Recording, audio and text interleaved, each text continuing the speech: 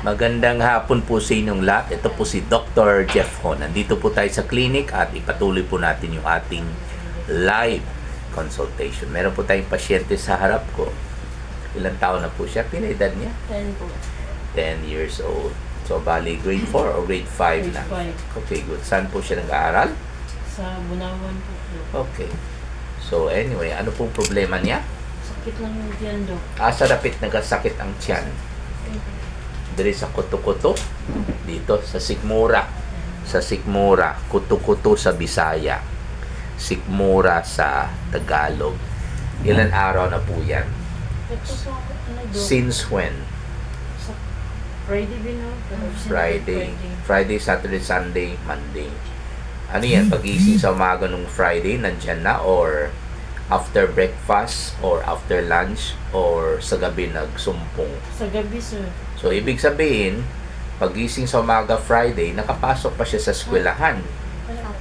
Okay. Ano ka, di ba? Tapos kumain ka ng breakfast sa oras. O nagmamadali ka, konti lang kinain mo. Kumain ako. Sa oras yun. Okay. Udto, nag-countod siya. Sa Udto, Sa Udto, Dok, di ako makuha. Sa school siya nag-account. Nag-baon. taga-baut. Sino nag-prepare ng baut? Kayo po sa umaga, dali na niya sa school. So, pag uwi sa bahay, wala pang sakit, wala pa. Pag uwi sa bahay, galing sa school, wala pa. Wala pang sakit. Ha? Wala pa. Pero inubos yung baon mo sa lunch? O baka marami pang natira sa baon mo.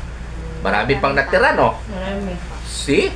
Kayo talaga, salamat kayo, may baon kayo, may pagkain kayo. Naku, ha? Kayo talaga, blessings ng Panginoon yan, ang grasya, huwag naman ganunin. Ha? I'm sure, ang nag-prepare kayo, di ba? O I'm sure, yung prepare ng mama mo, alam niya na maubos mo yan, di ba? Hindi naman siya mag-prepare na sobra, di ba? Kasi masira yan, di ba? So, yung prepare mo sa kanya, yun rin ang talagang kinakain niya, di ba? At bakit hindi mo inubos? Kasi meron kang ibang pagkain. Kakonsyo mga sabu.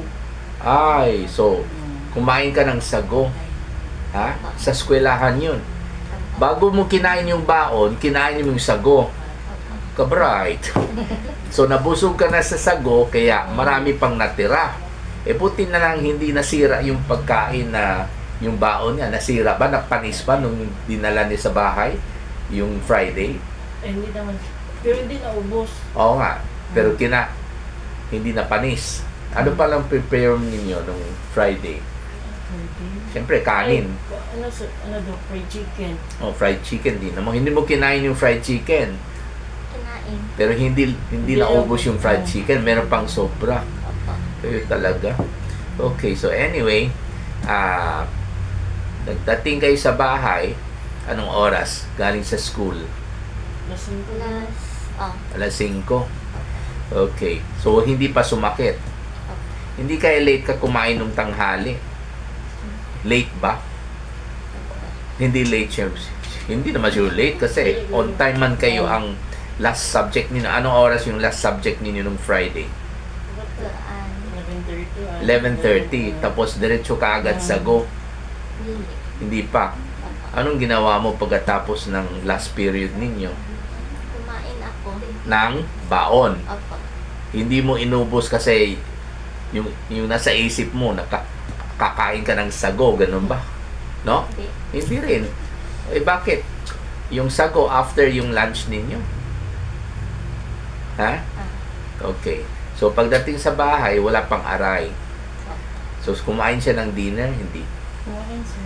Okay. Sumakit pa yung tiyan ninyo nung kumakain ka ng dinner? Hindi. Opo. Sumasakit na. Habang kumakain ng dinner, sumasakit ang tiyan ninyo yung Friday evening. So, umpisa pa lang, sumakit na. Nung hindi ka pa kumain, masakit na. Lain na mo kuto-kuto ato. Pag uli sa balay, wala pa. Sakit.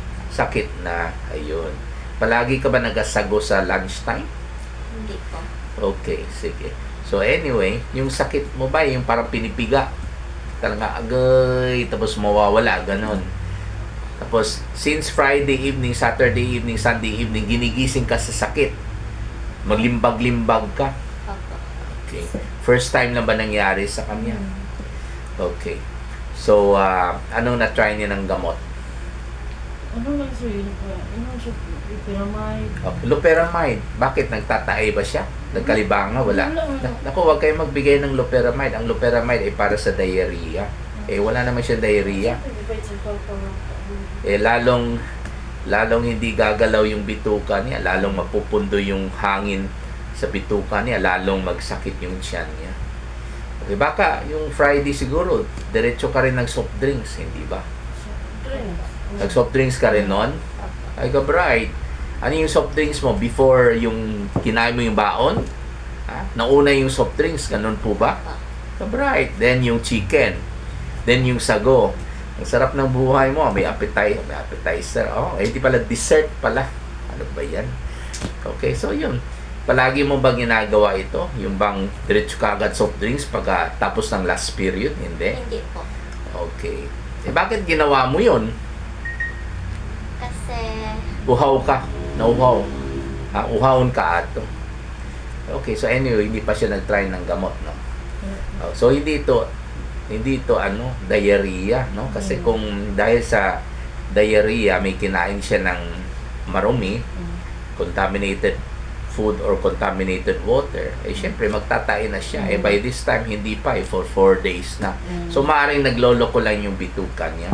In fact, nagagalit yung bituka kung bakit imbis na kakain ka ng baon, inuna mo yung soft drinks.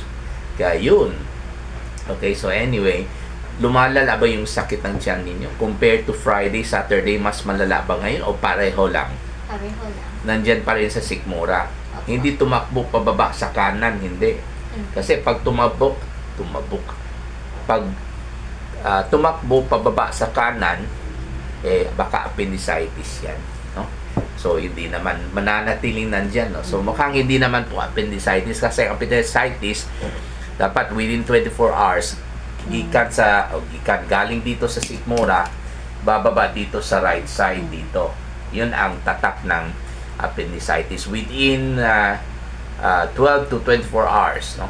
Okay, minsan buong tiyan ang masakit, pero after 24 hours mapansin ng pasyente parang dito na ang pinakamasakit, dito sa right side, no? Yun po ang tatak ng appendicitis, no? Pero sa mga bata minsan hindi po sinusunod ang textbook description, no, na galing dito sa sikmura magbaba sa right side, no? Hindi po sumusunod yung mga bata pag may appendicitis, no? Okay, pero pag ganyan po ang presentation, malamang appendicitis po yan. Okay, so anyway, nag-dugab kag aslum, dumidighal kayo ng maasim, hindi? Hindi. Hindi naman po. So, hindi kayo uminom ng mga pain reliever like Alaxan, Flanax, Mefenamic, hindi naman po, no? Hindi kayo uminom, hindi. Good. Okay. So, hindi pa siya nag-try ng gamot, no? Okay. Ito ba yan, no? Palaging late matutulog sa gabi? So, yun ang bawal. Kailangan after dinner matulog ka na. Kasi pag gising ka pa hanggang alas 9, alas 10, at naglalaro ka pa ng cellphone, lalong dadami yung acid sa sikmura ninyo. Because any activity that will excite you, okay, yun po ang dahilan kung bakit lalong maglabas yung asim sa stomach or sikmura. The only activity na hindi masyado maglabas yung bagong acid sa sikmura is when you are sleeping. Kasi habang natutulog ka, eh syempre hindi po ma-excite yung brain ninyo, di ba? Kasi natutulog na eh. So, yun ang dapat gawin ninyo. Pag hindi na kayo mag-aral after dinner, kailangan tulog na. Anyway, sa kanya naman po, pwede tayo magbigay ng gamot para mag-stop yung bagong acid na maglabas sa sikmura. Pwede tayo magbigay ng omeprazole. Okay? Kaya naman ng capsule, no? Kasi parang malaki na ito eh, no? Okay, bigay tayo ng omeprazole to stop the new acid from coming out sa kanyang stomach, kasi nga may hyperacidity na po siya. Pangalawa, pwede tayong magbigay ng aluminum magnesium hydroxide tablet, okay, to neutralize yung existing acid, yung lumang acid na napupundo sa sikmura niya. At ang pangatlo, pwede tayong magbigay ng dicyclovirin tablet para ipakalma natin yung bituka niya, para hindi mag-contract tuwing kumain siya. Kasi the moment nakakain na naman siya, lalagyan naman niya ng pagkain, galit pa yung stomach niya, syempre, anong mangyayari pag may laman yung stomach niya? Syempre, mag-contract yan. Kaya, susumpungin na naman yung sakit at kaunti na naman ang kakain niya.